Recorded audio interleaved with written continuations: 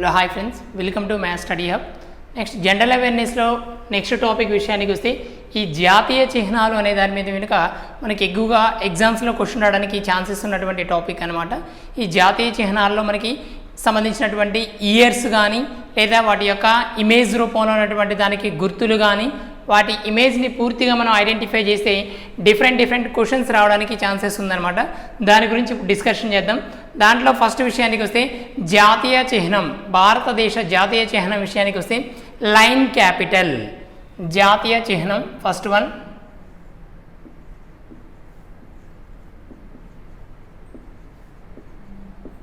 భారతదేశ జాతీయ చిహ్నం విషయానికి వస్తే లైన్ క్యాపిటల్ అనమాట.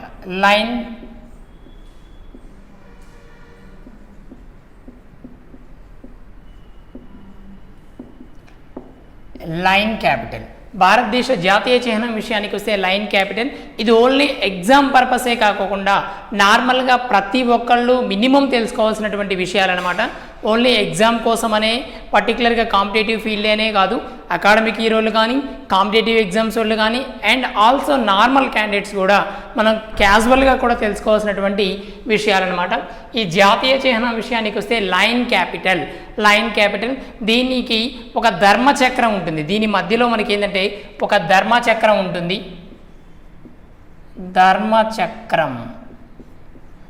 ధర్మచక్రం ఉంటుంది. దీనికి కుడివైపు ఒకటి ఎడమవైపు ఒకటి ఉంటుంది అనమాట. కుడివైపు వృషభం ఉంటుంది, ఎద్దు.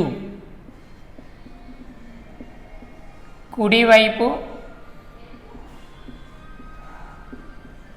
వృషభం, కుడివైపు విషయానికి వస్తే వృషభం ఉంటుంది, ఎద్దు అనమాట. ఇది స్థిరత్వానికి గుర్తు. ఇది దేనికంటే స్థిరత్వం. ఇది స్థిరత్వానికి గుర్తు. ఇది కుడివైపు ఉంటుంది, దీని పేరు వృషభం అనమాట. వృషభం. నెక్స్ట్ ఎడమవైపు ఉండేది ఏమిటంటే మనకి గుర్రం అనమాట. ఈ గుర్రం విషయానికి వస్తే వేగానికి గుర్తు. ఎడమవైపు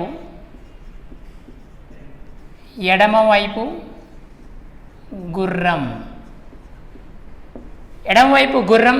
దీనికి సంబంధించి ఇది ఏంటంటే వేగానికి గుర్తు, వేగం అనమాట. వేగానికి సంబంధించి ఇది విషయానికి వస్తే వృషభం అనమాట. ఇది మనకి జాతీయ చిహ్నం విషయానికి వస్తే లైన్ క్యాపిటల్. ధర్మచక్రం ఉంటుంది, దానికి కుడివైపున వృషభం ఉంటుంది, అది స్థిరత్వానికి గుర్తు. మరియు ఎడమ వైపున గుర్రం ఉంటుంది, అది వేగానికి గుర్తు అనమాట. ఇది ఎప్పుడు అమలు చేశారంటే మన భారతదేశ జాతీయ చిహ్నాన్ని ఎప్పుడు అమలు చేశారంటే 1950 జనవరి 26వ తారీఖున అమలు చేయడం జరిగింది. ఇది 1950 జనవరి 26న అమలు చేయడం జరిగింది. ఇది మోస్ట్ ఇంపార్టెంట్. మనకి డేట్ అనేది కంపల్సరీ గుర్తుంచుకోవాల్సిన విషయం ఏంటంటే ఇయర్ అండ్ డేట్. 1950 జనవరి 26న ఈ భారత జాతీయ చిహ్నాన్ని లైన్ క్యాపిటల్ని అమలు చేయడం జరిగింది. అమలు చేసింది ఎప్పుడంటే ఈ తేదీ అనమాట. ఇది మనకి ఫస్ట్ వన్ జాతీయ చిహ్నం. సెకండ్ వన్ విషయానికి వస్తే సెకండ్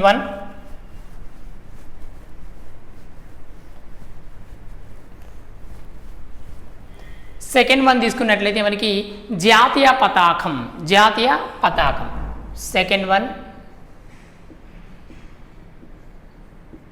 జాతీయ పతాకం. మన భారత జాతీయ పతాకం ఏంటంటే త్రివర్ణ పతాకం. ఇది త్రివర్ణ పతాకం.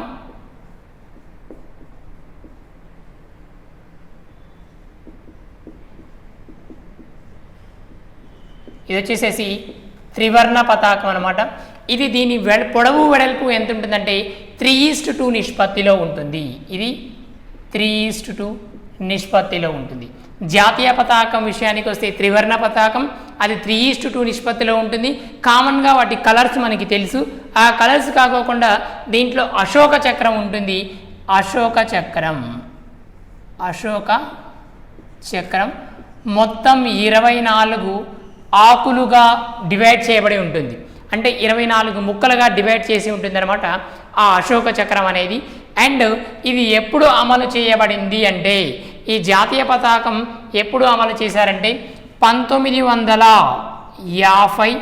ఇది 1947 జూలై 22 జూలై 22న అమలు చేయడం జరిగిందనమాట. ఇది మనకి 1947 జూలై 22న మనకి ఈ జాతీయ పతాకాన్ని అమలు చేయడం జరిగింది. దీన్ని ఎవరు రూపొందించారు అంటే పింగళి వెంకయ్య. పింగళి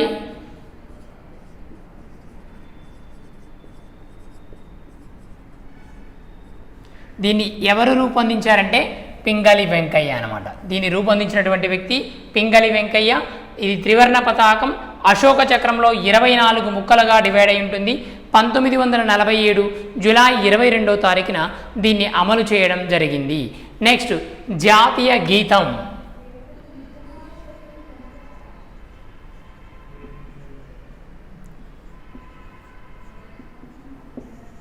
జాతీయ గీతం విషయానికి వస్తే జనగణమన.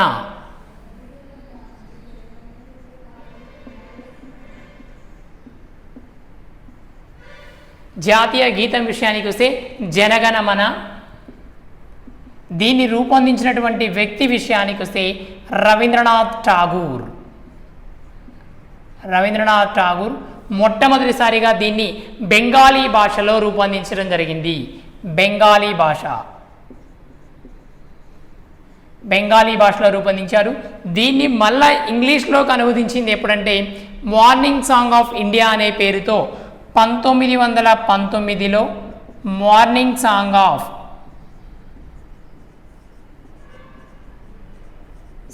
Of India. ఇదే రవీంద్రనాథ్ ఠాగూర్ 1919లో మార్నింగ్ సాంగ్ ఆఫ్ ఇండియా అనేటువంటి పేరుతో దీన్ని అనువదించడం జరిగిందనమాట. నెక్స్ట్ దీన్ని ఎప్పుడు అమలు చేశారు అంటే జాతీయ గీతాన్ని 1950 జనవరి 24వ తారీఖు 1950 జనవరి 24వ తారీఖున దీన్ని అమలు చేయడం జరిగింది. ఇది జాతీయ గీతానికి సంబంధించి. జాతీయ గీతాన్ని ఎప్పుడు అమలు చేశారంటే 1950 జనవరి 24. జాతీయ పతాకాన్ని అంటే 1947 జూలై 22వ తారీఖు అనమాట. అయితే ఈ జాతీయ గీతం ఎంత టైం పీరియడ్ వరకు ఉంటుందంటే 52 సెకండ్స్ అనమాట. 52 సెకండ్స్. షార్ట్ కట్లో అయితే అంటే షార్ట్ వర్షన్ విషయానికి వస్తే మనకి వచ్చేసేసి 20 సెకండ్స్లో ఉంటుంది. ఇది షార్ట్ వర్షన్లో 20 సెకండ్స్, ఫుల్ అయితేనేమో 52 సెకండ్స్ వరకు ఉంటుంది. 1950 జనవరి 24వ తారీఖున ఈ జాతీయ గీతాన్ని అమలు చేయడం జరిగింది. నెక్స్ట్ జాతీయ గేయం తీసుకున్న 4th వన్ జాతీయ గేయం.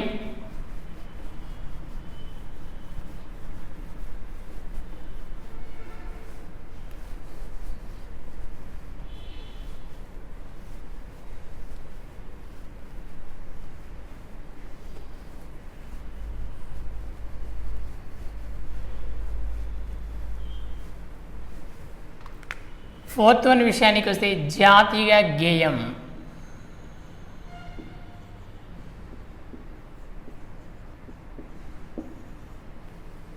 ఈ జాతీయ గేయం విషయానికి వస్తే వందే మాతరం.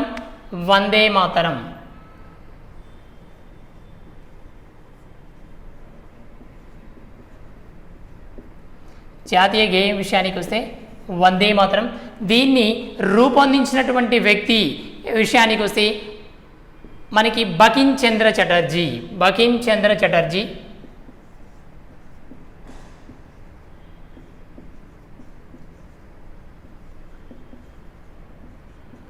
దీన్ని రూపొందించినటువంటి వ్యక్తి బకిం చంద్ర చటర్జీ అనమాట. బకిం చంద్ర చటర్జీ. ఇతని విషయానికి వస్తే దేని నుంచి స్వీకరించాడు అంటే ఇతను ఆనంద్ మఠ్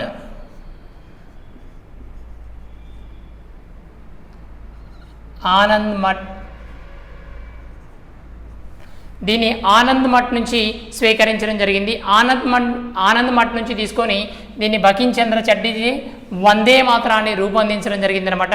మొట్టమొదటిసారిగా ఏ భాషలో రూపొందించారు అంటే సంస్కృతంలో రూపొందించారు. ఫస్ట్ టైం దీన్ని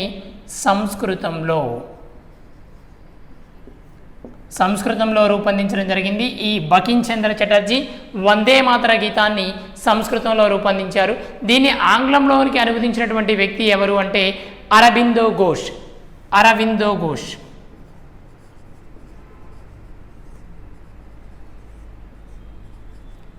ఈ అరవిందో ఘోష్ దీన్ని ఆంగ్లంలోనికి ఇంగ్లీష్లోనికి అనువదించినటువంటి వ్యక్తి విషయానికి వస్తే అరవిందో ఘోష్ అనమాట. అరవిందో ఘోష్ ఇంగ్లీష్లో, అండ్ ఈ బకిం చంద్ర చటర్జీ విషయానికి వస్తే సంస్కృతంలో రచించడం జరిగింది. దీనికి సంగీతాన్ని ఎవరు ఇచ్చారంటే జాదునాథ్ భట్టాచార్య. సంగీతం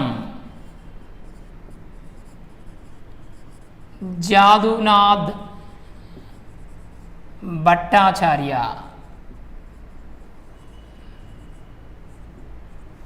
జాదునాథ్ భట్టాచార్య అనేటువంటి వ్యక్తి మనకి దీనికి సంగీతాన్ని ఇవ్వడం జరిగింది అనమాట. సంగీతం ఎవరంటే జాదునాథ్ భట్టాచార్య సంగీతము, ఆంగ్లంలోనేమో అరవిందో ఘోష్, అండ్ నెక్స్ట్ విషయానికి వస్తే ఇంగ్లీష్లో రచించినటువంటి వ్యక్తి ఎవరంటే మనకి సంస్కృతంలోనేమో బకిం చంద్ర చటర్జీ, ఇంగ్లీష్లో అరవిందో ఘోష్ అనమాట. నెక్స్ట్ వన్ విషయానికి వస్తే దీన్ని ఎప్పుడు అమలు చేశారు, జాతీయ గేయం ఎప్పుడు అమలు అయిందంటే 1950 జనవరి 24. 1950 జనవరి 24వ తారీఖున దీన్ని అమలు చేయడం జరిగింది. అమలు ఎప్పుడు చేశారంటే 1950 జనవరి 24వ తారీఖున దీన్ని అమలు చేశారు. నెక్స్ట్ వన్ విషయానికి వస్తే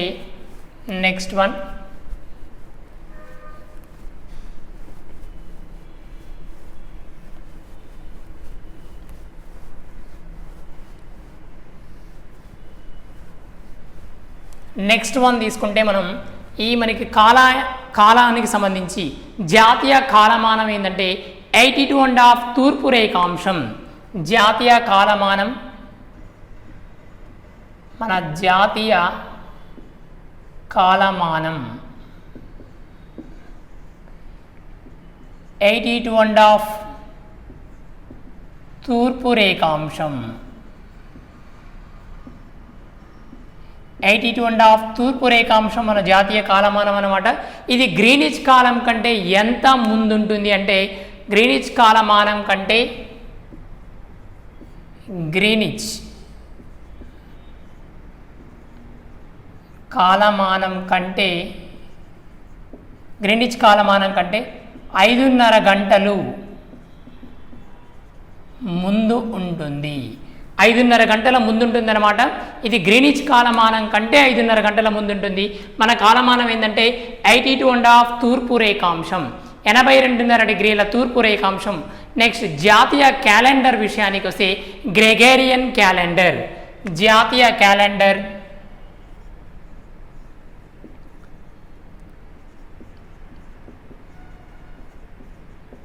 జాతీయ క్యాలెండర్ విషయానికి వస్తే గ్రెగేరియన్.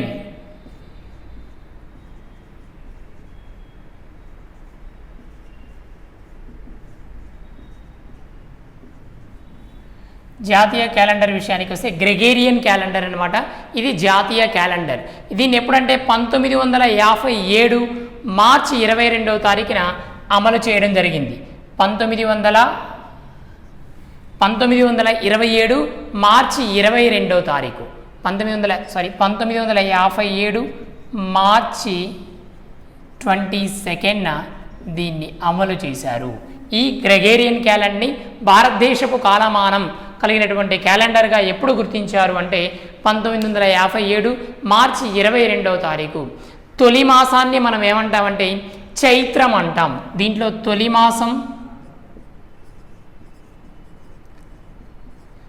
మాసం విషయానికి వస్తే చైత్రం. చివరి మాసం అంటే మాసం అంటే ఇక్కడ నెల అన్నమాట.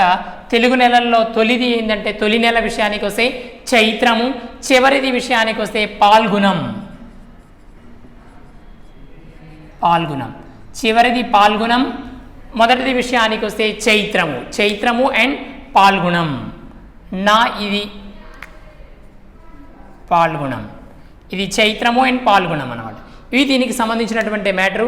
నెక్స్ట్ సాధారణ సంవత్సరం ఎప్పుడు స్టార్ట్ అవుతుందంటే మార్చి 22వ తారీఖున సాధారణ సంవత్సరం అనేది స్టార్ట్ అవుతుంది.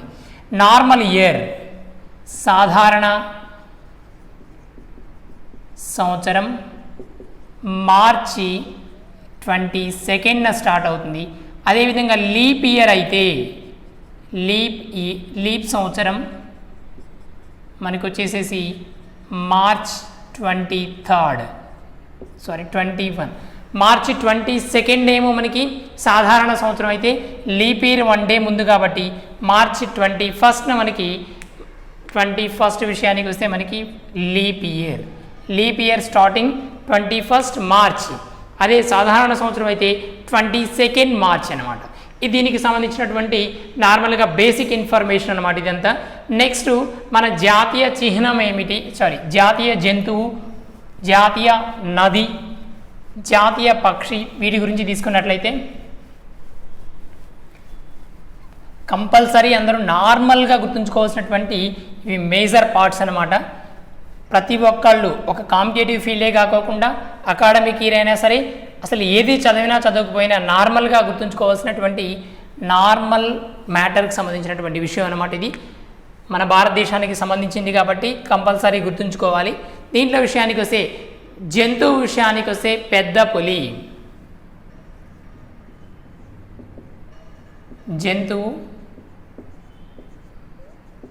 పెద్ద పులి విషయానికి వస్తే జంతువు అనమాట. దీని యొక్క శాస్త్రీయ నామం విషయానికి వస్తే పాంతారా టైగ్రీస్ అని అంటాం దీని.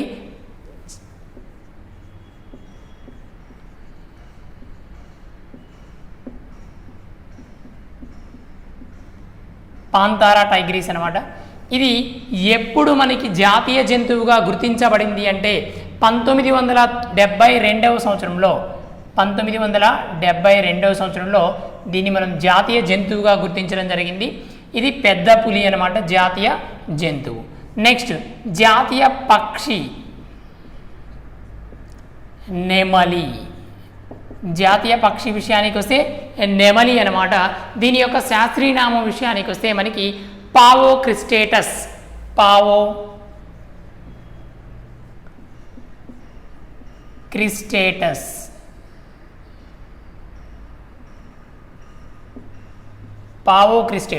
దీని యొక్క నెమలి పక్షి విషయానికి వస్తే నెమలి అనమాట. ఇది పావో క్రిస్టేటస్.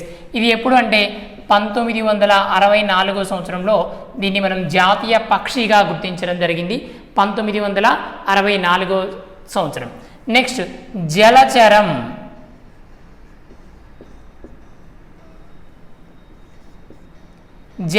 విషయానికి వస్తే డాల్ఫిన్. భారతదేశ జలచరం విషయానికి వస్తే డాల్ఫిన్. ఈ డాల్ఫిన్ అనేది భారతదేశ జలచరంగా గుర్తించడం జరిగిందనమాట. దీని యొక్క శాస్త్రీయ నామం విషయానికి వస్తే ప్లాటానిస్టా గాంకేటికా.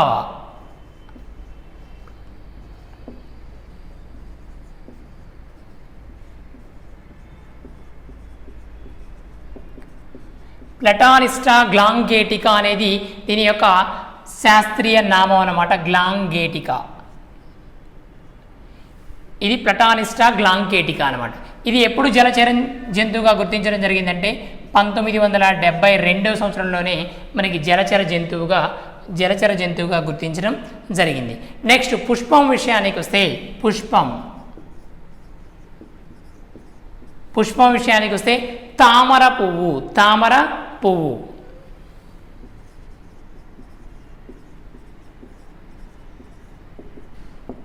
పుష్పం తామర పువ్వు అనమాట. దీని యొక్క శాస్త్రీయ నామం విషయానికి వస్తే నెలంబో న్యూసిఫెరా. నెలంబో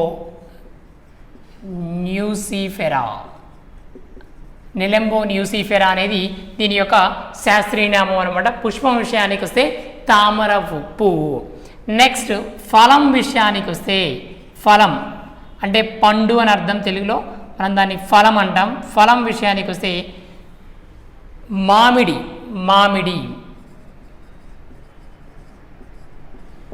మామిడి యొక్క శాస్త్రీయ నామం విషయానికి వస్తే మాంజిఫెరా ఇండికా. మాంజిఫెరా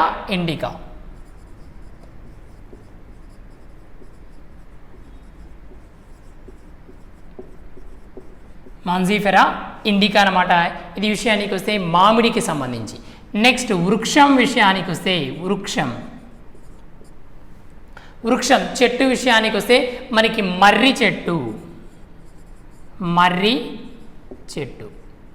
వృక్షం విషయానికి వస్తే మర్రి చెట్టు యొక్క శాస్త్రీయ నామం విషయానికి వస్తే ఫైకస్ బెంగాలెన్సిస్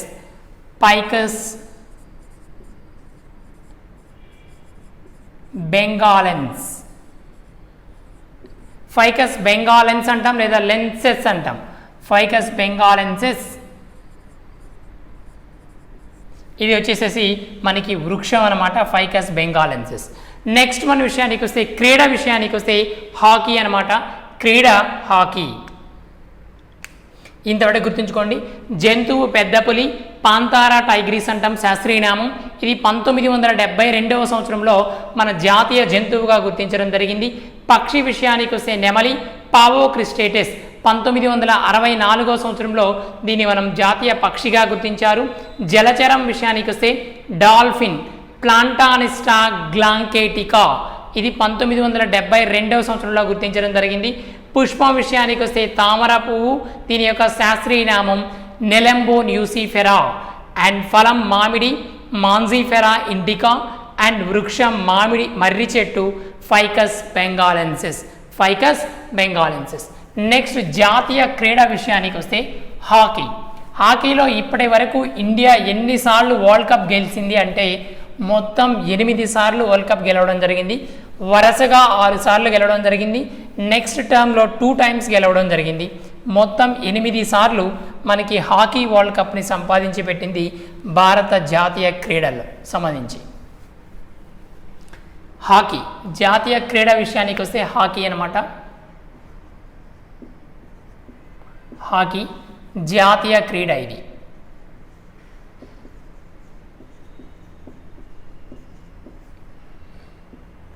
హాకీ విషయానికి వస్తే జాతీయ క్రీడ అనమాట. ఇప్పటికీ మనకి 8 సార్లు వరల్డ్ కప్ సాధించారు. 8 సార్లు గోల్డ్, అంటే వరల్డ్ కప్ 8 సార్లు మనకి రావడం జరిగింది అనమాట. నెక్స్ట్ వన్ విషయానికి వస్తే మనకి జాతీయ నది విషయానికి వస్తే జాతీయ నది గంగా నది.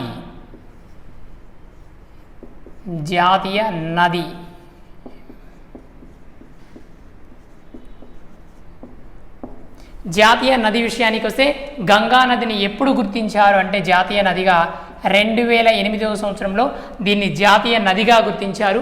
అది విషయానికి వస్తే మనకి గంగా నది. వారసత్వ జంతువు విషయానికి వస్తే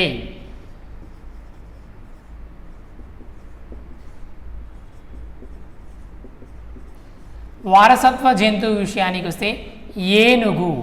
వారసత్వ జంతువు విషయానికి వస్తే మనకి ఏనుగు అనమాట. దాన్ని ఎప్పుడు జాతీయ వారసత్వ జంతువుగా ప్రకటించారంటే 2010వ సంవత్సరంలో మనకి దాన్ని జాతీయ వారసత్వ జంతువుగా గుర్తించడం జరిగింది.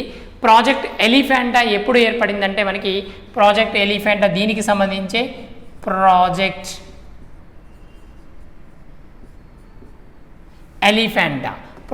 ఎలిఫెంటా విషయానికి వస్తే